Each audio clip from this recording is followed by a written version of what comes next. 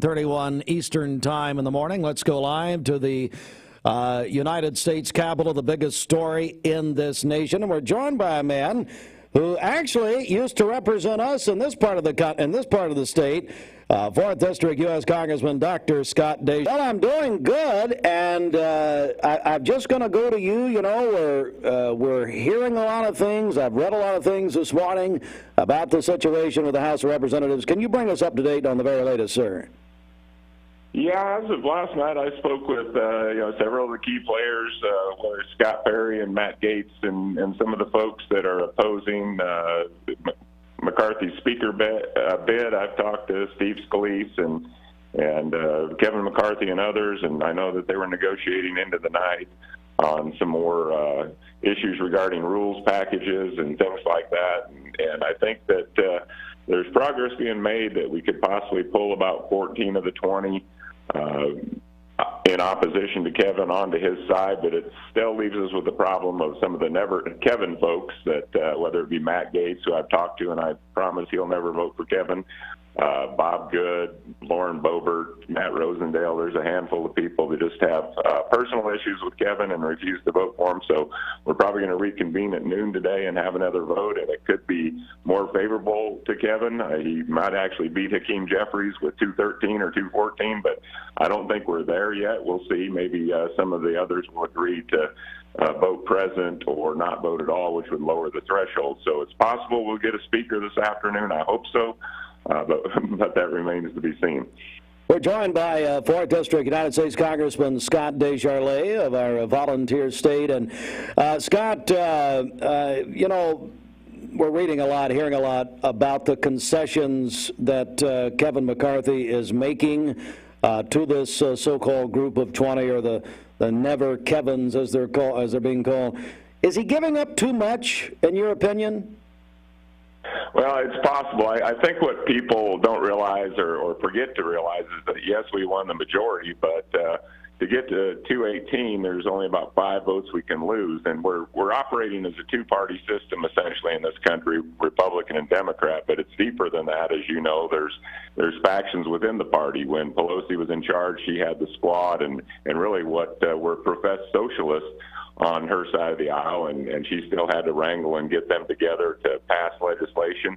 I used to be considered the far right of our party when I came in as a Tea Party candidate and as a member of HFC, but there's even a further extreme right faction of our party now that seems to be the tail wagging the dog, if you will. And the bottom line at the end of the day is we don't control the Senate, we don't control the White House, so what we're able to do in the House is basically put the brakes on the Biden agenda, and we have to work together as a team to do that, the 222 of us. So we're not off to a great start, and it's pretty easy for me in Tennessee and Chuck and Burchett and Rose and Green and all these guys that are in the delegation, because we're a very conservative state. So, I have very conservative scores, and we try to make the legislation stronger that way. And that's what, this group of people are doing. I don't necessarily oppose what they're trying to do. But as you look across the country, we have members in the Republican Party from New York and California and Michigan and Wisconsin and Georgia and places that aren't as red as Tennessee.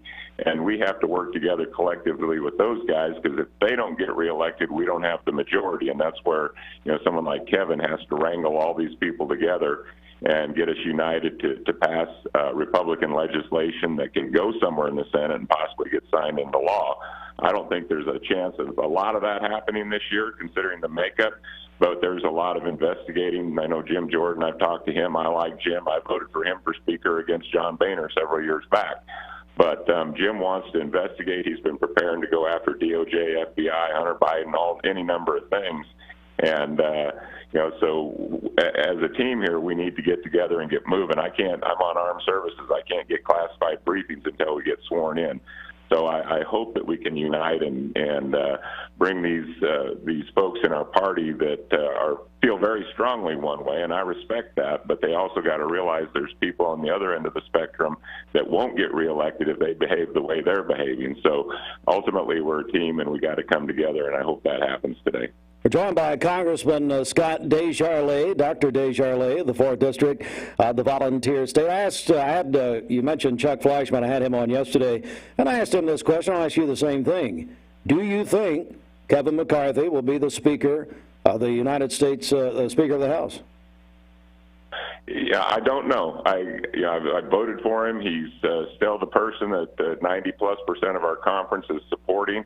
And ultimately, if Kevin decides that there's 5 or 6 people in this group that just absolutely refuse, then I'm sure he's probably got a plan B. And I don't know if that would be Steve Scalise.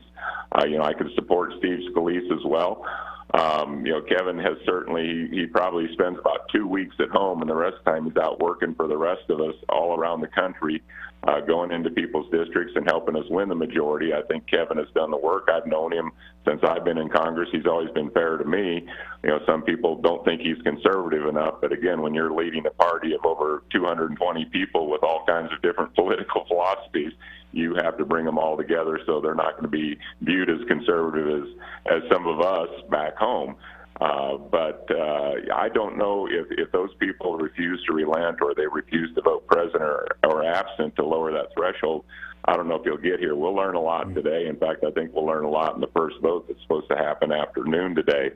There's a few caveats just inside baseball. Some members have had to leave. One gentleman or one member who was nominated yesterday from Oklahoma, Mr. Hearns, Kevin Hearns, his mother passed away and he had to leave. Another member had to leave for a medical reason. I think we're down about 4 Republicans, and I'm not sure all 4 of those weren't for Kevin McCarthy. So I think there's a possible scenario where we'll adjourn until Monday and not have a speaker until then. But if some of the holdouts will vote present or just not vote, then the threshold of 218 gets lowered. And it does sound like there might be 12 to 14 people who have been voting against McCarthy will vote for him today. So if we have a vote, we'll find that out.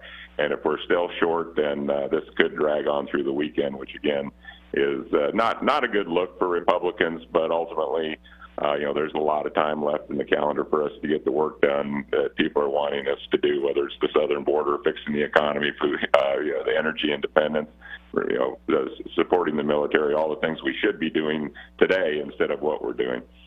Congressman Dr. Scott Desjarlais of the 4th District now. And, hey, Scott, I really appreciate you joining us this morning live from our United States Capitol. And here we go again, it looks like. Yeah, I think so. I appreciate your listeners, and I appreciate your patience. I know even my own sister is calling, telling me we need to get it together, and so we're certain. So we're trying, and we want to get to work representing Tennessee, and I know Chuck does a great job over there. I miss representing Bradley County in that area, but once you've represented a county, you always represent them. And I had 24 counties when I first ran all across the state, and have a kindred to all those counties. So I'm happy to come on your show anytime, and I know you're in great hands with Chuck Fleischman. Well, thank you, sir, very, very much, and I hope you have a great day today. We will be watching. All right, fingers crossed. Thank you, buddy. Thank you.